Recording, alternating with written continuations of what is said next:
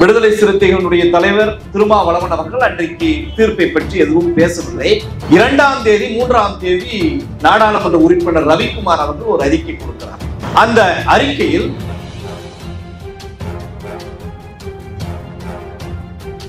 தொடர்ச்சியாக உள் இடஒதுக்கீட்டுக்கு எதிராக விடுதலை சிறுத்தைகளுடைய செயல்பாட்டு தளம் தொடர்ந்து நடைபெறும். அவர்கள் 3 விதமான கோரிக்கைகளை இந்த இடஒதுக்கீடை எதிர்ப்பதற்காக முன்வைக்கிறார். ஒன்று,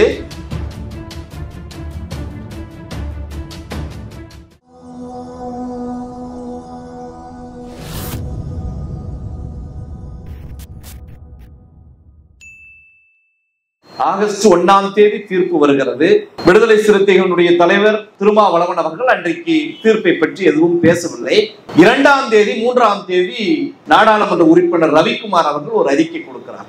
அந்த அறிக்கையில் ஆதி திராவிடர் சமூகத்தை சார்ந்தவர்கள் ஏறக்குறைய 99 லட்சம், ஏறக்குறைய 1 கோடி. அதற்கு அடுத்ததாக ஒவ்வொரு சமூகத்தையும் குறிப்பிட்டு அருந்ததியர் சமூகத்தினர் 22 லட்சம் பேர். அதற்கு அடுத்ததாக வன்னியர் சமூகத்தோடு எங்களை ஒப்பிடுகிற பொழுது நாங்கள் போதிய அளவிற்கான வாய்ப்புகளை பெறவில்லை. தமிழ்நாடு அரசே ஆதி திராவிடர் ஒரு ஐபோன் போட்டு பறையர், நாங்கள் தனி இடஒதுக்கீடு கேட்டால் தமிழ்நாடு அரசு தருமா என்று கேள்விக்கு எழுப்பிட்டார். அதற்கு பின்புதான் தொடர்ச்சியாக உள் இடஒதுக்கீட்டுக்கு எதிராக விடுதலை சிறுத்தைகளுடைய செயல்பாட்டு தளம் தொடர்ந்து நடைபெறுகிறது. அவர்கள் 3 விதமான கோரிக்கைகளை இந்த இடஒதுக்கீடை எதிர்ப்பதற்காக முன்வைக்கிறார். ஒன்று, இந்திய முழுவதும் இருக்கக்கூடிய பட்டியல் மற்றும் பழங்குடி மக்களை பிரித்துவிடும். எதிர்காலத்தில் அவர்கள் அரசியல் அதிகாரம் பெறுவதற்கு இந்த உத்தரவு மிகப்பெரிய அளவிலான இந்த தீர்ப்பு தடையாக இருக்கும் என்று ஒரு வாதத்தை முன்வைக்கிறார். இரண்டாவதாக, கிரிமினல் என்கிற வார்த்தையை 4 நீதிபதிகள் பயன்படுத்தி இருக்கிறார்கள். இவை எதிர்காலத்தில் ஒட்டுமொத்த பட்டியல் மற்றும் பழங்குடி மக்களுக்கான இடஒதுக்கீட்டு உரிமையை பறித்து போவதற்கு, அடியோடு காணாமல் போவதற்கான ஏற்பாடு இந்த கிரிமினல். எனவே அது எதிர்க்கிறோம் என்று சொன்னார்.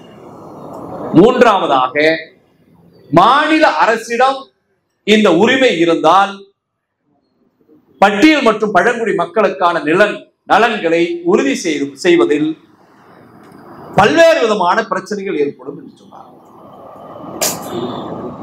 கடைசியாக 2 நாட்களுக்கு முன்பு நடந்த ஆர்ப்பாட்டத்தில் அண்ணன் திருமாவளவன் அவர்கள் அருந்ததியர் உள் இடஒதுக்கீடை நான் எதிர்க்கவில்லை, உறுதியாக சொல்கிறேன், நான் எதிர்க்கவில்லை. இதில் இருக்கக்கூடிய சில சாராம்சங்களை எதிர்த்து நான் சீராய்வு செய்ய போகிறேன் என்று சொன்னார். இன்றைக்கு வந்திருக்கிற ஜூனியர் விகடன் பத்திரிகை ஏறக்குறைய அண்ணன் திருமாவளவன் அவர்களுடைய மனசாட்சியாக இருக்கிற ரவிக்குமார் ஒரு கட்டுரையை எழுதியிருக்கிறார். தோழர் செந்தில் தான் அந்த புத்தகத்தை என்னுடைய கவனத்திற்கு கொண்டு வந்தார்.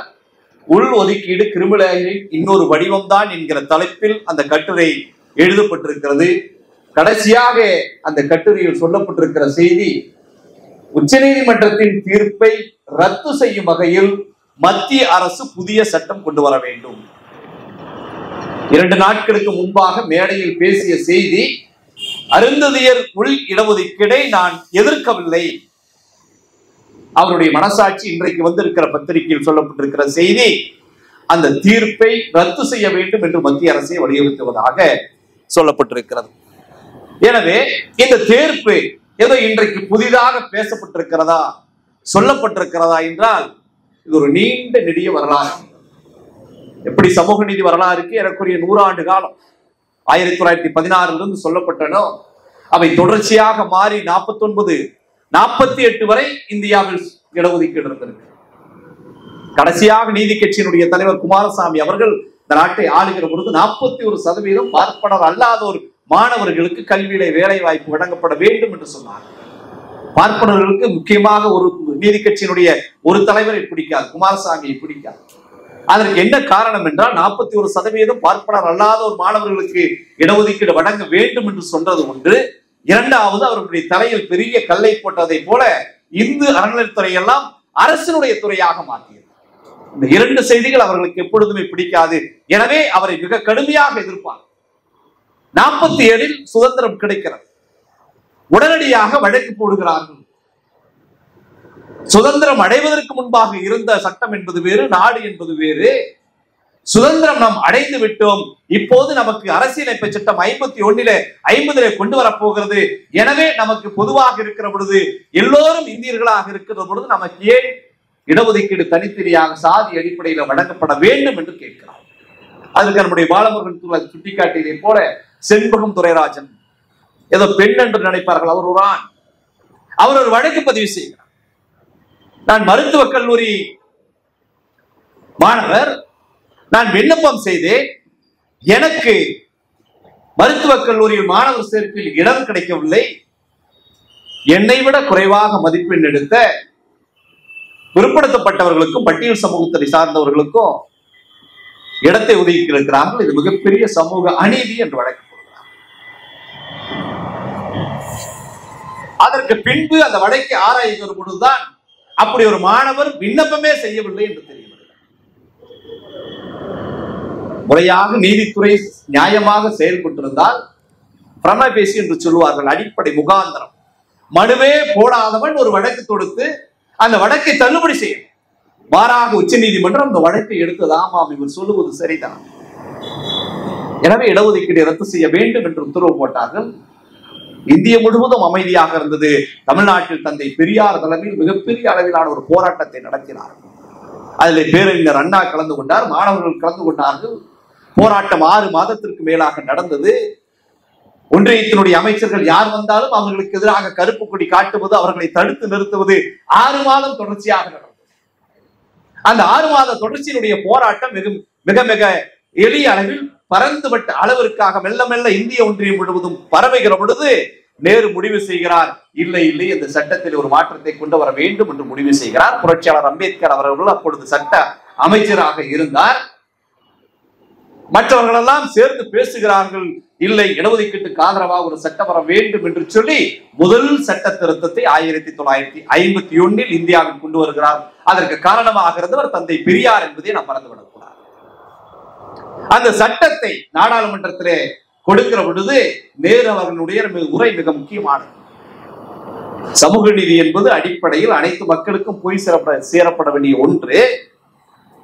அதற்கு ஆதரவாக தான் தமிழ்நாட்டில் இந்த போராட்டம் நடைபெற்றுக் கொண்டிருக்கிறது. இந்த போராட்டத்தினுடைய நோக்கத்தை அறிந்து நாம் உடனடியாக நிவாரணம் செய்யாவிட்டால் இந்த போராட்டம் இந்திய ஒன்றியம் முழுவதும் பரவிவிடும். எனவே உடனடியாக ஒரு சட்ட திருத்தத்தை கொண்டு வந்து இடஒதுக்கீட்டு முறையை தமிழ்நாட்டுக்கு வழங்க வேண்டும் என்று முதல் சட்ட திருத்தத்தை கொண்டு வந்தார். இவை சமூக நீதியினுடைய ஒரு அடிப்படை வரலாறுகளை நாம் தெரிந்து கொள்வதற்காக சொல்லப்படுகிற செய்தி. இந்த இடஒதுக்கீட்டினுடைய அடிப்படை என்பது எங்கிருந்து வருகிறது? நான் ஒரு மாற்றுத்திறனாளி, என்னோடு அமர்ந்திருக்கிற ஐயா காமராஜ் அவர்கள் நன்கு உடல் நலம் திடனோடு இறைப்பவர்.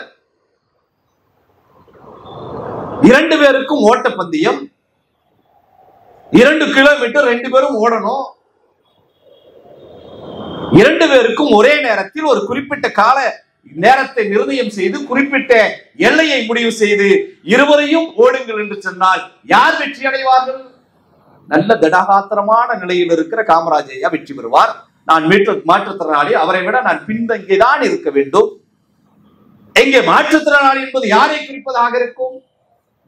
பார்ப்பன வர்ணாசிரம தர்மத்தால் ஒரு 100 ஆண்டு கடந்து இவன் படிக்க கூடாது, படிப்பதை கேட்டால் காதில் ஈயத்தை காய்ச்சி ஊத்த வேண்டும், படிப்பதை படித்தால் நாக்கை அறுத்து வீச வேண்டும் என்று இங்கு இருக்கக்கூடிய வர்ண கோட்பாட்டால் பாதிக்கப்பட்டு பார்ப்பனத்தை எதிர்த்து ஆதி தமிழர்களாக பௌத்தர்களாக மாறி இன்றைக்கு வரைக்கும் தீண்டாமை கொடுமைகளை அனுபவித்துக் கொண்டிருக்கிறார்களே ஒடுக்கப்பட்ட மக்கள், அவர்களுக்கான உரிமை மறுக்கப்பட்டது, அதனால் கல்வி மறுக்கப்பட்டது.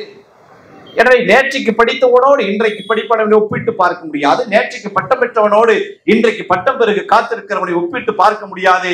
எனவே மாற்றுத்திறனாளிக்கு 1 கிலோமீட்டர் தூரம் வைத்துக் கொள்ளலாம், காமராஜர் ஐயாவை விட 10 நிமிடம் முன்பாக ஓட வைக்கலாம் என்ற ஒரு மாற்று ஏற்பாடு தான் இடஒதுக்கீடு. பின்தங்கி இருக்கிற, முடியாமல் இருக்கிற, விளிம்பு நிலையில் இருக்கிற ஒரு நபரை, நன்றாக இருக்கிற ஒரு நபர் கையை பிடித்து தூக்கி மேலே எழுந்தனில் இந்த உலகம் உனக்காக காத்து இருக்கிறது என்பதை சொல்லுவதற்கு அடையாளமாக தான் இந்த சமூக நீதியினுடைய அடிப்படை கோட்பாடு இடஒதுக்கீடு. அந்த அடிப்படையில் தான் பிற்படுத்தப்பட்ட சமூக மக்கள் மத்தியில் பார்ப்பனர்களுக்கு என்னெல்லாம் காரணம் சொல்லி பிற்படுத்தப்பட்டோர், மிகவும் பிற்படுத்தப்பட்டோர் இடஒதுக்கீடு கோரிக்கை முன்வைத்தார்களோ அதே காரணங்கள் இங்கே பட்டியல் சமூக மக்களோடு அருந்ததியர் மக்கள் ஒன்றாக சேர்ந்து நின்று போராடி வெற்றி பெற முடியவில்லை. எனவே எங்களுக்கு தனியாக இடஒதுக்கீடு கொடுங்கள் என்று கேட்கப்பட்டது. ஒவ்வொரு சமூகத்திற்கும் மிகப்பெரிய ஒரு சமூக பின்னணி இருக்கு. தேவேந்திரகுல வேளாளர் சமூகத்தை சார்ந்த ஒரு இயல்பாகவே நில உடைமை சார்ந்தவர்களாக இருக்கிறார்.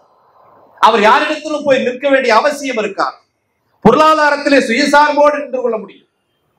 ஆதி திராவிட சமூகத்தை பொறுத்தவரை 1970களிலே ஏறக்குறைய 100 ஆண்டுகளுக்கு முன்பாகவே பத்திரிகை கொண்டு வருகிற அளவிற்கு வலிமை மிக்கவர்கள், கருத்து மிக்கவர்கள், பொருளாதாரம் மிக்கவர்கள். எனவே ஒவ்வொரு சமூகத்திற்கும் தனித்தனி சமூக பின்னணி, வளர்ந்த பின்னணி, வளர்ச்சி பின்னணி. ஆனால் எதுவும் இல்லாமல் அரசை நம்பி, அரசனுடைய திட்டங்களை மட்டுமே நம்பி வாழுகிற சமூகங்களில் ஒன்றாக அருந்ததியர் சமூகம் இருந்ததால் மற்றவர்களோடு போட்டி போட்டு எங்களால் வெற்றி பெற முடியவில்லை. எனவே எங்களுக்கான தனி இடஒதுக்கீடை கொடுங்கள் என்று அருந்ததியர்கள் கேட்டார்.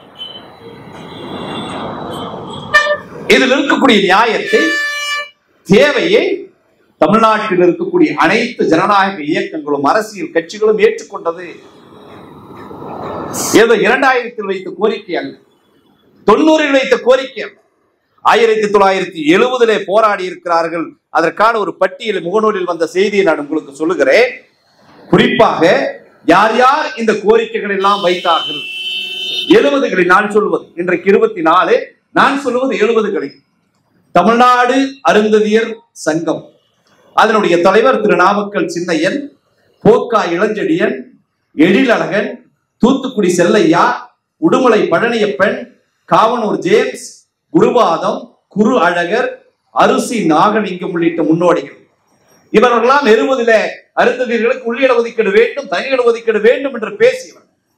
அதற்காக தீர்மானம் நிறைவேற்றியவர்கள். பொதுமக்கள் பொது பார்வைக்கு, பொது புத்திக்கு போய் சேராமல் இருக்கலாம். 2 பேர், 3 பேர், 4 பேராக கூட அமர்ந்து பேசி இருக்கலாம். ஆனால் இப்படி ஒரு சிந்தனை, மற்றவர்களோடு போட்டி போட முடியவில்லை. இந்த சமூகத்தில் கணிசமாக மக்கள் தொகை இருக்கிறார்கள், அவர்களுக்கான ஒரு மாற்று ஏற்பாடு செய்ய வேண்டும் என்ற சிந்தனை வந்ததனுடைய வெளிப்பாடு அமையலாம். அதற்கு அடுத்ததாக 70க்கு பின்பு ஒரு சுற்று வருகிறது.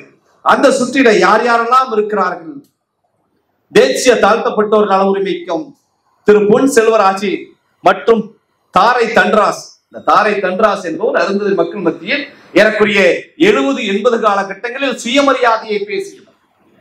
மற்ற தலைவர்கள் எல்லாம் காந்தியினுடைய படத்தை தன்னுடைய லெட்டர் பேடில் போடுவார்கள், இந்திரா காந்தியினுடைய படத்தை போடுவார்கள், நேருவினுடைய படத்தை போடுவார்கள், எம்ஜிஆர் படத்தையும் போடுவார்கள். ஆனால் சோக்கா தன்ராஸ் என்பவர் தந்தை பெரியாரை இணைத்து போடுவார், அம்பேத்கரை மட்டுமே போடுவார். ஒரு போராட்டம் நடைகிற பொழுது இன்றைக்கு நாம் யோசித்துக் கொண்டு கூட இருக்கிறோம். ஆனால் அவர் அன்றைக்கு இருக்கக்கூடிய இந்து மத நூல்களான அனைத்து பகவத்கீதையை எரிக்கிற போராட்டத்தை நடத்தி சிறை சென்றவர். இவ்வளவு உயர்ந்தா இருக்கும், காது கேட்காது, கொஞ்சம் ஸ்கவுட்டா இருக்கும், கொஞ்சம் குண்டா இருப்பார். நான் அப்பவே பகவத்கீதை எரிச்சு ஜெயிலுக்கு போனவன். ஏன் பகவத்கீதையை எரிச்சிங்க? அதுதான் சாதி ஆதரிக்கிற நூல், நான் பெரியாரனுடைய சீலை, நான் எரிப்பேன். இவ்வளவு உயர்ந்தா இருப்பார்.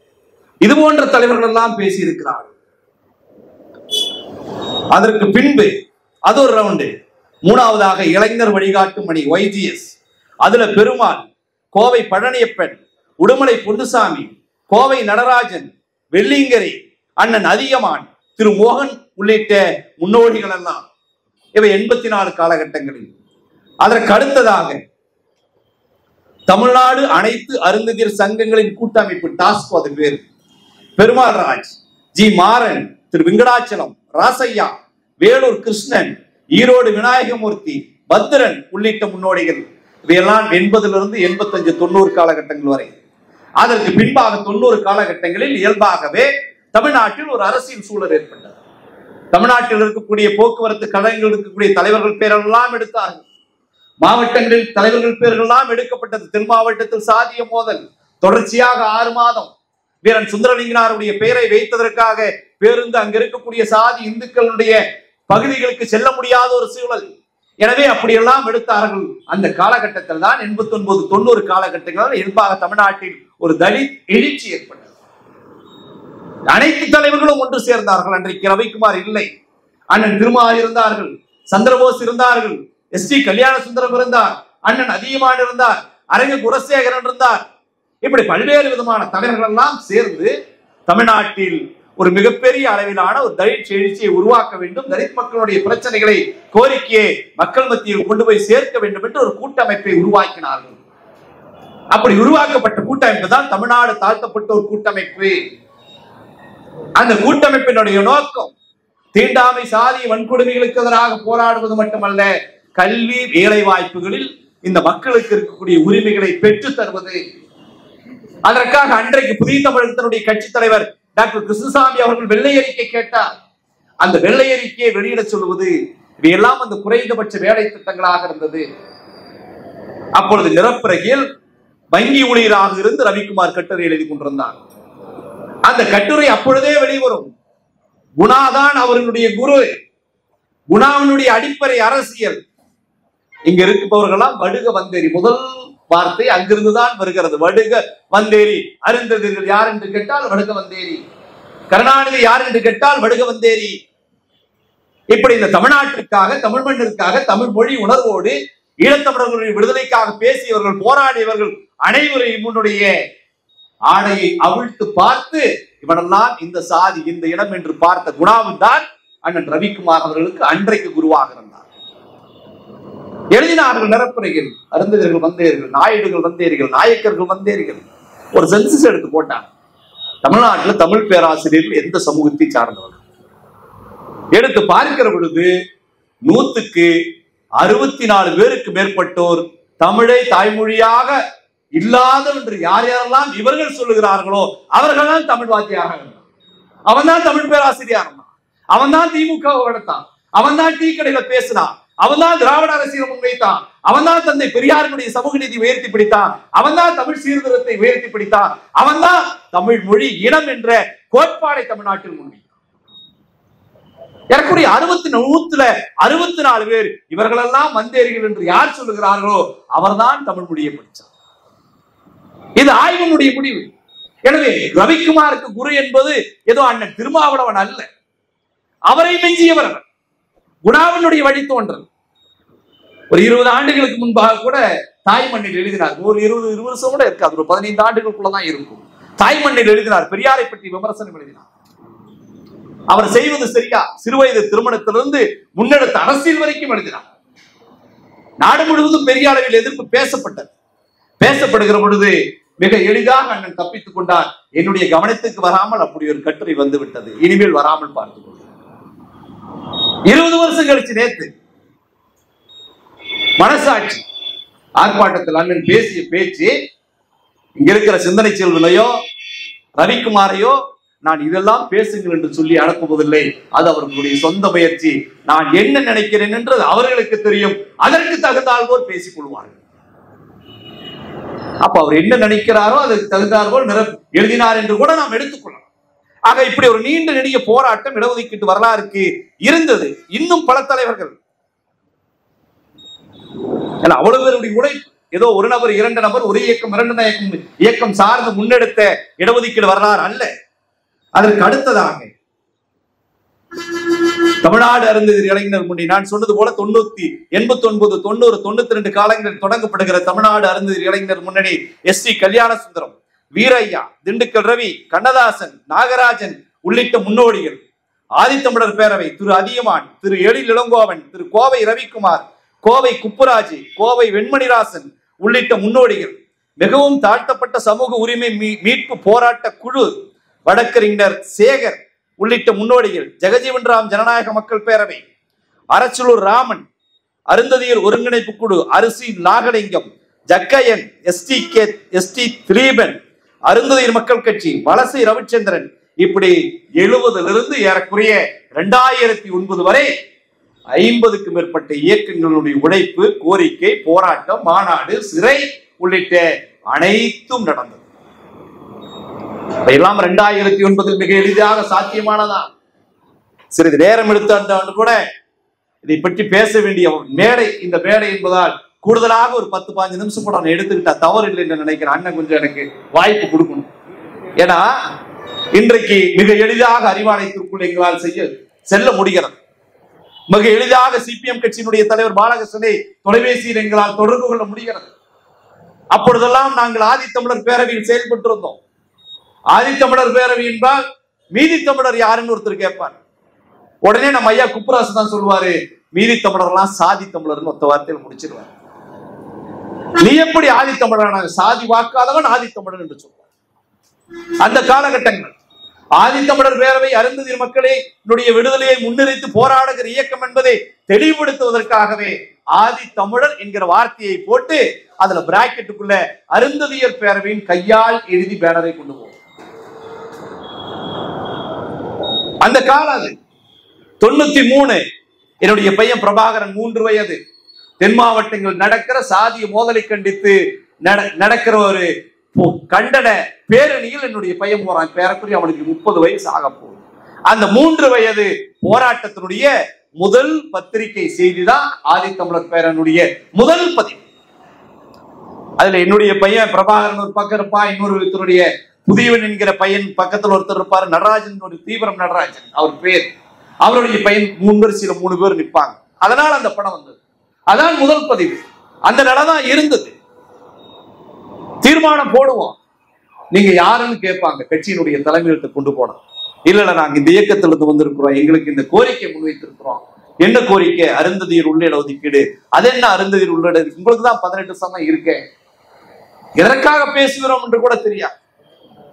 அதாவது வழியை எங்கள் மீது சுமத்தப்பட்ட வழியில் எங்களுக்கான அடையாளங்களை நாங்கள் ஏற்படுத்த வேண்டிய தேவை இருந்தது. அருந்ததியர் சமூக மக்கள் மத்தியில் ஏறக்குறைய ஒரு 3% பேர் இன்றைக்கு தூய்மை பணியில் இன்றைக்கும் சரி அன்றைக்கும் சரி ஈடுபட்டார்கள். ஏறக்குறைய 97% பேர் உதிரி தொழிலாளிகளாக இருந்தால், சில பேர் அங்கொன்றும் இன்றுமாக தனியார் நிறுவனங்களில் வேலை செய்கிற நபர்களாக இருந்தார்கள். எங்களுக்கான அடையாளம், நாங்க தூய்மை பணி செய்கிற சமூகத்திலிருந்து வந்திருக்கிறோம், செருப்பு தைக்கிற சமூகத்திலிருந்து வந்திருக்கிறோம். இந்த இரண்டும் தான் எங்களுக்கான அடையாளங்களை ஏற்படுத்தியது. அப்பதான் கொஞ்சம் கொஞ்சம் அந்த செக்ஷன் அடிங்க கொடுங்க, விண்ணப்பத்தை பார்க்கலான்னு பார்ப்பான். முதல் நாள் அறிவாலயத்துல போவோம், அமர்ந்திருப்போம், தலைவரை பார்க்கணும்னு விசிட்டிங் கார்டு கொடுப்போம். நீங்க மதியம் வாங்க, சாயந்தரம் வாங்க. 4 மணி வரைக்கும் அங்கேயே உட்காந்து இருப்போம். 4 மணிக்கு போய் கேட்போம், அவரு இன்னைக்கு வரல, நாளைக்கு காலையில வாங்க. நாளை காலையில வருவோம். நீங்க நேத்து பார்க்க முடியாது, நேத்து நீங்க வந்தீங்கல்ல, வெயிட் பண்ணீங்கல்ல, இன்னைக்கு கட்டாயம் பார்த்துடலாம், வெயிட் பண்ணுங்க. அடுத்த நாள் மாலையும் அதே மாதிரி இருக்கும். இப்படி ஒரு தீர்மானத்தை கொண்டு போய் சேர்ப்பதற்கு கூட அடையாளம் இல்லாமல், முகவரி தெரியாமல் இருந்த காலங்கள் எல்லாம் அவை. அந்த காலங்களிலிருந்து இந்த இயக்கத்தினுடைய தேவையை, இந்த அமைப்புகளுடைய கோரிக்கையை முன்வைத்து பேசுகிற இயக்கங்களாக பல இயக்கங்கள் இருந்தது. அடிப்படை ஒன்றுதான், சமூக நீதியினுடைய கோட்பாட்டின் அடிப்படையில் தந்தை பெரியார், புரட்சியாளர் அம்பேத்கருடைய கருத்துக்களின் அடிப்படையில் பாதிக்கப்பட்டவனுக்கு அதனுடைய தீர்வுகளை, பாதிப்பிலிருந்து மீள்வதற்கான தேவைகளை உணர்த்த வேண்டிய கட்டாயம் இந்த சமூகத்திற்கு இருக்கிறது. எனவே நீங்கள் செய்யுங்கள் என்று பொது சமூகத்திடத்தில் பேசினோம். அதனுடைய விளைவாக இன்றைக்கு இடஒதுக்கீட்டினுடைய கோரிக்கை ஆதரவு தெரிவித்தார்கள். எவ்வளவு மாநாடுகள்! கோவையில் 2008 என்னுடைய தலைமையில அருந்ததியருக்கான தனி இடஒதுக்கீடு கோரி போராட்டத்தை நடத்தினோம். மரியாதைக்குரிய அண்ணன் ராமகிருஷ்ணன் அவர்கள் இதில் கலந்து கொண்டார். அன்றைக்கு மாவட்ட அமைச்சராக இருந்த பொங்கலூர் பழனிசாமி வருவதாக ஒப்புக்கொண்டு வராமல் போனார். புதிய தமிழகத்தினுடைய கட்சி தலைவர் கிருஷ்ணசாமி வருவதாக சொன்னார். அவருக்கு பதிலாக நக்கீரன் அவர்கள் அந்த போராட்டத்திலே கலந்து கொண்டார், மாநாட்டிலே கலந்து கொண்டார். அன்றைக்கு பாட்டாளி மக்கள் கட்சி தலைவராக இருந்த ராமதாஸ் அவர்கள், உன்னுடைய பொதுச் செயலாளர் அனுப்பிச்சு விடுறேன், என் கட்சியில ஜாதிக்கு ஒரு பொதுச் செயலாளர் இருக்காங்க, உங்களால அனுப்பி வைக்கிறேன், பாலச்சந்திரி ஒரு பெண்மணி அனுப்பி வைத்தார். அந்த மாநாட்டில் நடந்த ருசிகர் என்னன்னு கேட்டீங்கன்னா, மாநாடு நடக்குது. இன்றைக்கு சித்தாபுதர் மாநாடு இங்க போட மாட்டான், கூட்டம் முதல்ல அங்க போடுவோம். 100 பக்கத்துல, அந்த தியேட்டர் பக்கத்துல, அது ஒரு நல்ல பெரிய பிரம்மாண்டமா இருக்கும். அங்கே மாநாடு, பாலசுந்தரி மேடையில் பாட்டாளி மக்கள் கட்சி சார்பா உட்கார்ந்து இருக்காங்க. அந்த வழியில போனவரு நம்ம பாட்டாளி மக்கள் கட்சியினுடைய தலைவர், அவர் பேர் என்ன சொல்ல, ஜி.கே. மணி. அவர் எங்க போனாருன்னு தெரியல. நேரா அங்க மேடைக்கு வந்துட்டார். பொதுச் செயலாளர் அனுப்பிட்டு திடீர்னு தலைவரே வந்துட்டாரு. இல்ல இல்ல, இந்த வழியில பார்த்த மாநாடு நடந்துட்டு இருந்துச்சு, எங்க பொதுச் செயலாளர் உட்கார்ந்து இருந்தார், நான் வந்துட்டேன். அன்றைக்கு பெரியாரை ஏற்றுக்கொண்டவர் ராமதாஸ், அன்றைக்கு சமூக நீதியை ஏற்றுக்கொண்டவர் ராமதாஸ். எல்லாரும் அங்க இருக்கிற வரைக்கும் சரியாதான் இன்னைக்கு இருக்கிற தலைவர்கள் வரைக்கும் நான் சொல்றேன், அங்க இருக்கிற வரைக்கும் சரியாக தான் இருந்தார்.